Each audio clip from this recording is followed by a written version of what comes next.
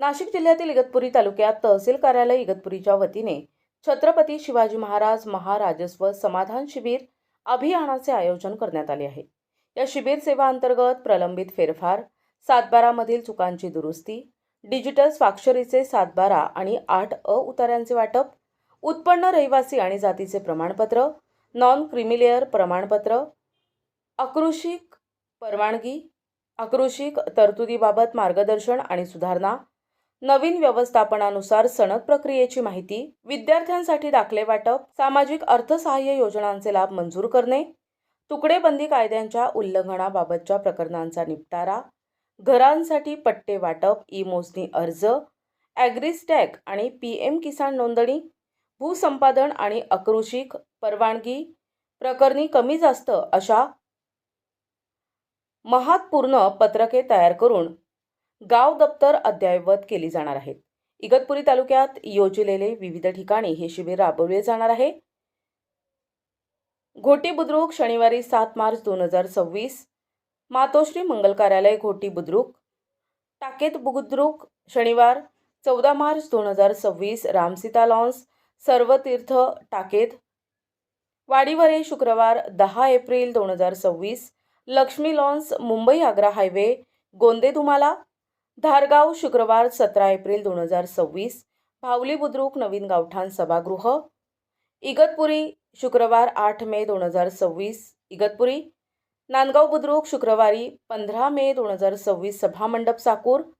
नागरिकांनी या सेवेचे पुरेपूर लाभ घ्यावा असे आवाहन अभिजित बारवकर, तहसीलदार इगतपुरी, डॉक्टर GVS पवन दत्ता, माजी सहाय्यक जिल्हाधिकारी तथा उप विभागीय अधिकारी इगतपुरी त्र्यंबकेश्वर यांनी केले आहे।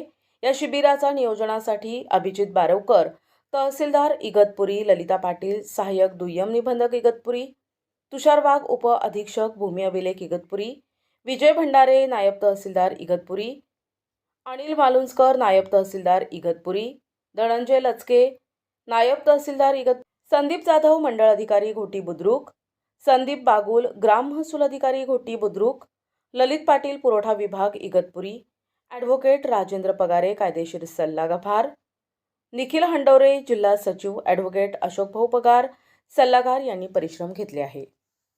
आनंद होतो की महाराष्ट्र शासन महसूल विभाग यांच्या मार्फत छत्रपती शिवाजी महाराज महाराजस्व समाधान शिबिर या शिबिराचा शुभारंभ आज आपण या घोटीसारख्या पवित्र भूमीतून आज करत आहोत। हे शिबिर कशासाठी आहे, कुणासाठी आहे, तर हे शिबिर अत्यंत महत्त्वाचं आहे। माझी सर्वांना विनंती आहे की या योजना इतक्या लाभदायक आहे की बऱ्याच वेळा आपण काय करतो, आपल्याला जेव्हा अडचण येते किंवा जेव्हा आपण काम पडतं किंवा जेव्हा गरज लागते तेव्हा आपण एखादा अर्ज भरतो किंवा त्या सेवेची आपल्याला आठवण होते, परंतु बरेचशा सेवा आहेत की ग्रामीण जीवनाशी निगडीत आहेत, शेतकऱ्यांशी निगडीत आहेत, विद्यार्थ्यांशी निगडीत आहेत। तर या सेवा एकाच छताखाली सर्व विभाग इथे उपस्थित आहेत आणि आपल्याला ग्रामीण भागामध्ये आपला आदिवासी बहुल तालुका आहे, आदिवासी बहुल तालुक्यामध्ये बऱ्याच लोकांना प्रशासकीय कार्यवाहीची कार्यपद्धती माहीत नसते आणि मग आपल्याला चक्र मारावे लागतात। तर शासनाने आपलं महसूल प्रशासन तसेच इतर विभागाचं देखील प्रशासन अत्यंत गतिमान लोकाभिमुख करण्यासाठी ही जी योजना आहे ती आपण राबवत आहोत आणि हा एक शासनाचा अत्यंत धोरणात्मक निर्णय आहे।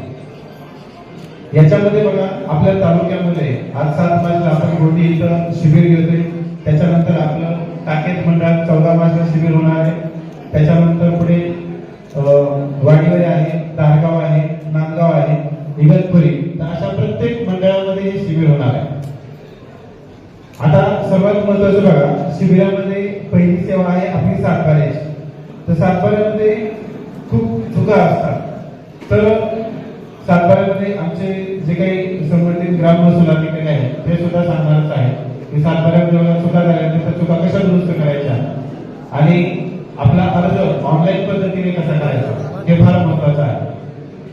तर त्याचा सुद्धा आपण एक शॉर्ट व्हिडिओ आपण नंतर पाहणार आहोत। त्याच्यानंतर आता एक नवीन सुधारणा आलेली तुकडेबंदी, आपण बऱ्याच दिवसापासून 7/12 नोंदवलं गेलं नाही, तर असे सुद्धा खरेदी खतं आपण आता नोंदवतो. तालुका विभागाचे हेड मान्य तहसीलदार बालवकर सर आणि इथं उपस्थित सर्व लाभार्थी मंडळी, बंधू भगिनी सर्व इगतपुरी.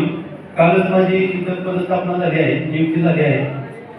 तर भूमी अभिलेख विभागामार्फत ज्या वेगवेगळ्या योजना राबवल्या जातात त्यामध्ये अलीकडं ज्या 2 महत्त्वाच्या योजना सुरू आहेत त्यामध्ये स्वामित्व योजना एक आहे.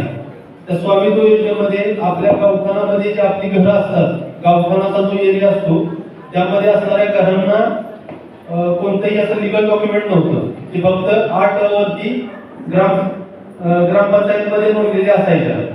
तर त्याच्यामार्फत आपल्याला कर्ज काढणे किंवा इतर व्यवहार करण्यासाठी अडचणी यायच्या. ते केंद्र शासनानं पूर्ण महाराष्ट्र, पूर्ण देशभर आणि त्यामध्ये महाराष्ट्र पण स्वामित्व योजना राबवली. त्यामध्ये आपल्याला गावठाणातल्या जे आपली घरं आहेत, मोकळ्या जागा आहेत, बकळ जागा, त्यांचे प्रॉपर्टी कार्ड तयार करण्याचं काम केलं. त्यामध्ये बहुतांश काम पूर्ण झालेलं आहे. तर ते काम पूर्ण झाल्यानंतर त्याची आपल्याला सनद भेटते, ती कायमस्वरूपी राहते.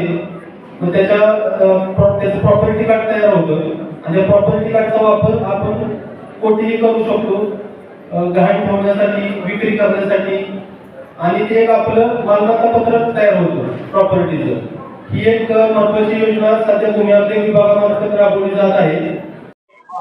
मी कार्यक्रम आलो, कार्यक्रम चांगला झाला आणि मला लाभ मिळाला. तहसीलदार साहेबाला मला 300 रुपये.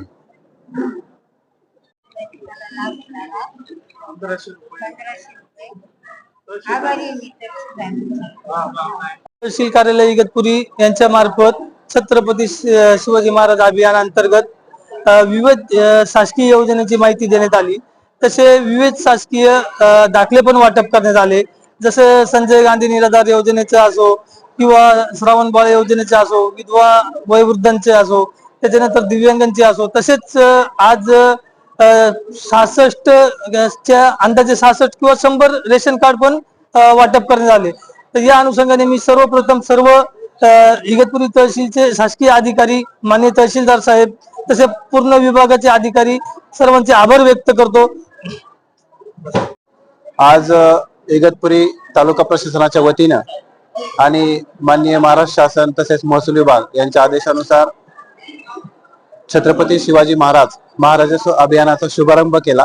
आजचं आपलं शिबिर 7 मार्च रोजी गोटी बुद्रुक इथे मातोश्री लॉन्स मध्ये पार पडलेलं आहे. या शिबिराला नागरिकांनी उदंड असा प्रतिसाद दिला आहे. शिबिरादरम्यान सर्वात महत्त्वाचं डिजिटल सातबारा कसा काढावा, पीक पाणी कशी करावी, त्याच्यानंतर अशा वेगवेगळ्या मोबाईल ऍपचं प्रशिक्षण देण्यात आलेलं आहे. त्यानंतर घर बसल्या आपल्या नोंदी कशा कराव्यात याचं देखील प्रशिक्षण देण्यात आलं. आणि सर्वात महत्त्वाचं म्हणजे सातबाऱ्याची दुरुस्ती कशा प्रकारे करावी, दुरुस्त सातबारा करून सुद्धा इथं मोठ्या प्रमाणात सातबारांचं वितरण करण्यात आलं आहे. त्यानंतर संजय गांधीच्या योजना बाबत माहिती देण्यात आली आहे, त्याचं लाभाचं वितरण मोठ्या प्रमाणात करण्यात आलं आहे.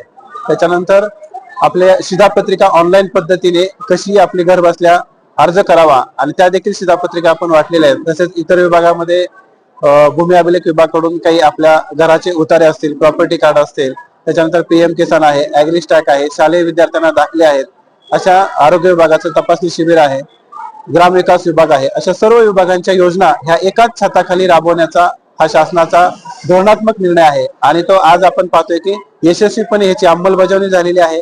आणि या धोरणात्मक निर्णयामुळे लोकांमध्ये अत्यंत आनंदाचं वातावरण आहे, जेणेकरून लोकांना ह्या सेवा कुठल्याही कार्यालयात चक्रा न मारता, हेलपाटे न मारता अत्यंत सुलभपणे आणि एकाच छताखाली सर्व सेवा मिळाल्या आहेत. याबद्दल नागरिक अत्यंत समाधानी आहेत. धन्यवाद.